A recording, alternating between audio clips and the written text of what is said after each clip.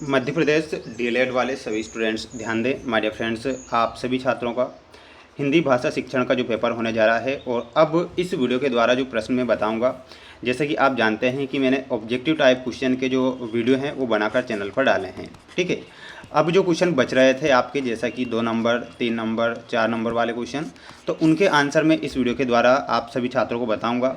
सभी छात्र इस क्वेश्चन पेपर को पूरा ध्यान से देखें, क्योंकि ये जो प्रश्न मेरे द्वारा बताए जा रहे हैं, जैसे कि 4 सेट पेपर बताऊंगा, 2, 3 और 4 नंबर वाले, तो चारों सेट पेपर को भी देखना है और अच्छे से प्रयास और मेहनत कर लेना है, जिससे कि आपको हिंदी भाषा शिक्षण में अच्छे नंबर प्राप्त हो सके। 70 नंबर का आपका पेपर आएगा। और सभी स्टूडेंट्स से मेरा कहना है कि अगर आप चैनल पर नए जुड़े हैं तो माय डियर फ्रेंड्स, वीडियो को लाइक कर चैनल को सब्सक्राइब आप ज़रूर करें, क्योंकि हम जो प्रयास करते हैं ये आपके लिए ही करते हैं। जैसा कि इन सभी के आंसर मैं बता चुका हूँ पिछले वीडियो में। जो क्वेश्चन बच रहे थे 2 नंबर, 3 नंबर और 4 नंबर वाले, तो उनके आंसर मैं यहाँ पर लेकर आया हूँ। तो बिल्कुल आप इन क्वेश्चन को मिस ना करें। जैसा कि आप देख सकते हैं, प्रादेशिक भाषा किसे कहते हैं, संवाद या वार्तालाप से क्या आशय है। तो 4th से लेके तो 10th तक के आंसर बताऊंगा एक बार, फिर आगे बढ़ेंगे। तो ये क्वेश्चन के आंसर ध्यान से देखना है और याद करना है।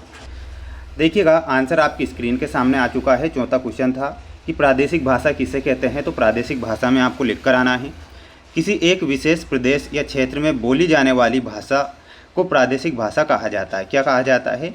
किसी एक विशेष प्रदेश या क्षेत्र में बोली जाने वाली भाषा को प्रादेशिक भाषा कहा जाता है।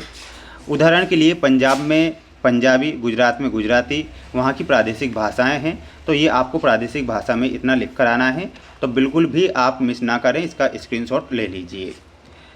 5वां क्वेश्चन भी 2 नंबर का है, जैसे कि संवाद या वार्तालाप से क्या आशय है। तो संवाद और वार्तालाप में आपको लिखना है, 2 या 2 से अधिक व्यक्तियों के बीच होने वाली बातचीत को, 2 या 2 से अधिक व्यक्तियों के बीच होने वाली बातचीत को संवाद या वार्तालाप कहते हैं। यह विचारों और भावों के आदान प्रदान का एक माध्यम है। तो ये 5वें का आंसर होगा। तो इसका भी आप यहाँ से स्क्रीनशॉट ले सकते हैं। अगला क्वेश्चन था आपका 6वां कि वाचन मुद्रा से आप क्या समझते हैं।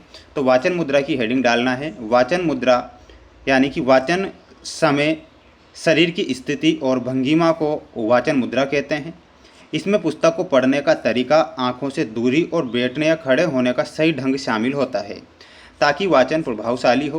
तो इतना आपको क्या लिखना है, वाचन के बारे में लिख कर आना है। तो इतना यहाँ से आप स्क्रीनशॉट ले सकते हैं।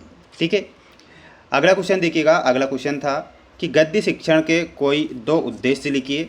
तो गद्य शिक्षण के जो 2 उद्देश्य हैं, एक होता है छात्रों के शब्द भंडार में वृद्धि करना, एक होता है छात्रों में अर्थ ग्रहण करने और तार्किक चिंतन की शक्ति विकसित करना। ठीक है, तो ये आपको 7वें का आंसर लिखना है। 8वां क्वेश्चन भी 2 नंबर का है कि उच्च प्राथमिक स्तर पर व्याकरण शिक्षण के सामान्य उद्देश्य बताइए। तो उद्देश्य क्या होंगे? छात्रों को भाषा के शुद्ध रूप का ज्ञान कराना, भाषा के नियमों और विराम चिन्हों के सही प्रयोगों की समझ विकसित करना। तो ये 2 पॉइंट आपको लिखना है। अगला क्वेश्चन है आकलन का क्या अर्थ है। तो आकलन में लिखना है, आकलन यानी कि असेसमेंट एक ऐसी प्रक्रिया है जिसके माध्यम से यह पता लगाया जाता है कि विद्यार्थी ने क्या और कितना सीखा है। इसका उद्देश्य सिखाने की प्रक्रिया में सुधार करना होता है। तो ये क्या होता है? ये आकलन होता है। तो आकलन के बारे में आप इतना लिखेंगे। अब जो 10वां क्वेश्चन आप देख पा रहे हैं, ये 3 नंबर का क्वेश्चन आएगा, जैसे कि आप देख पा रहे हैं। तो आप इसे याद करेंगे। हिंदी को राष्ट्रभाषा के रूप में स्पष्ट करने के लिए अपने विचार लिखिए। लिखना है आपको, हिंदी भारत में सबसे अधिक बोली और समझी जाने वाली भाषा है। इसकी सरलता और व्यापकता इसे देश को एक सूत्र में पिरोने के योग्य बनाती है। हालांकि संवैधानिक रूप से यह राजभाषा है, परंतु सांस्कृतिक रूप से यह भारत की जन जन की भाषा अर्थात राष्ट्रभाषा का स्थान रखती है। तो ये आपको राष्ट्रभाषा के रूप में लिख कर आना है। और 3 नंबर का ये क्वेश्चन 10वां भी कंप्लीट हो चुका है। अब हम बढ़ेंगे हमारे अगले क्वेश्चन की ओर। देखिएगा, अगला क्वेश्चन आपकी स्क्रीन के सामने है। 11वां, 12वां और 13वां ये जो क्वेश्चन हैं आप देख पा रहे हैं, 3-3 नंबर के क्वेश्चन हैं। तो इनके आंसर भी आपको देखना है और याद करना है। देखिएगा, 11वां हमारा क्वेश्चन था कि कक्ष वार्तालाप के आयोजन में क्या सावधानियां रखनी चाहिए। तो इसमें क्या लिखना है? कक्षा में प्रभावी वार्तालाप के लिए निम्नलिखित सावधानियां रखनी चाहिए। 3-3 नंबर का क्वेश्चन है। तो यहाँ पर देखिएगा कौन कौन सी, समान अवसर, विषय की स्पष्टता, अनुशासन, प्रोत्साहन। ठीक है, तो इतना आपको यहाँ पर स्क्रीनशॉट ले लेना है। और इसके बाद अगला पॉइंट आपको लिखना है समय प्रबंधन। ठीक है, तो इसका भी आप स्क्रीनशॉट ले लीजिए। कक्ष वार्तालाप के आयोजन से क्या सावधानियाँ रखनी चाहिए, तो ये सावधानियाँ हमें रखनी चाहिए और ये 3 नंबर का क्वेश्चन आएगा। वहीं अथवा का जो क्वेश्चन आप देख पा रहे हैं, हिंदी भाषा के अंतर्गत भाषाई कौशलों का परिचय दीजिए। तो भाषाई कौशलों का देखिएगा, यहाँ पर आपको लिखना है हिंदी भाषा शिक्षण में मुख्य रूप से 4 भाषाई कौशल होते हैं जिन्हें सुबोपली क्रम से जाना जाता है। ठीक है, तो अब यहाँ पर आप स्क्रीनशॉट ले लीजिएगा। जैसे कि आप देख सकते हैं, हिंदी भाषा के अंतर्गत भाषाई कौशलों का परिचय, श्रवण कौशल, मौखिक अभिव्यक्ति, पठन कौशल और लेखन कौशल। ठीक है, तो ये आप यहाँ पर करेक्ट करेंगे। 12वां क्वेश्चन आपका आया हुआ था कि भाषा शिक्षण में सुलेख का महत्व लिखिए। तो देखिएगा, सुलेख भाषा शिक्षण में अत्यधिक महत्व होता है। तो इसमें जो महत्व होगा, एक होता है स्पष्टता, प्रभावी अभिव्यक्ति, एकाग्रता और शुद्धता। ठीक है, तो ये भाषा शिक्षण में सुलेख का महत्व होता है। यहाँ से स्क्रीनशॉट ले लीजिए। अगला क्वेश्चन है आपका अथवा में कि पढ़ते समय कौन सी बातों का ध्यान रखा जाना चाहिए, संक्षिप्त हमें वर्णन करना है।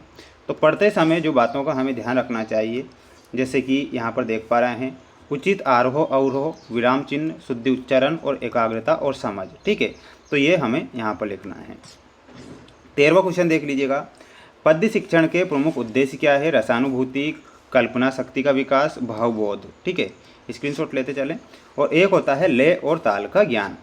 अथवा का क्वेश्चन भी देख लीजिएगा, भाषा की कक्षाओं की मासिक योजना को स्पष्ट करना है। तो लिखना है लक्ष्य निर्धारण, गतिविधि चयन। इतना स्क्रीनशॉट ले लीजिएगा। इसके बाद में अगला स्क्रीनशॉट लेना है आपको समय विभाजन और आकलन का। तो ये आप यहाँ पर करेक्ट करेंगे, स्क्रीनशॉट इसका भी आप ले लीजिएगा। माय डियर फ्रेंड्स, ये क्वेश्चन आपकी स्क्रीन के सामने जो मैंने बताए हैं 2 और 3 नंबर वाले प्रश्न बता चुका हूँ। सभी स्टूडेंट्स से मेरा कहना है कि ये जो प्रश्न बता रहा हूँ ये मोस्ट के तौर पर बता रहा हूँ, तो बिल्कुल आप मिस ना करिएगा। चैनल पर नए हैं, चैनल को सब्सक्राइब जरूर करके रखना है। ये हमारा 2 और 3 नंबर वाले क्वेश्चन का फर्स्ट नंबर का सेट पेपर कंप्लीट हुआ। अब मैं सेकंड सेट बताऊंगा नेक्स्ट वीडियो में।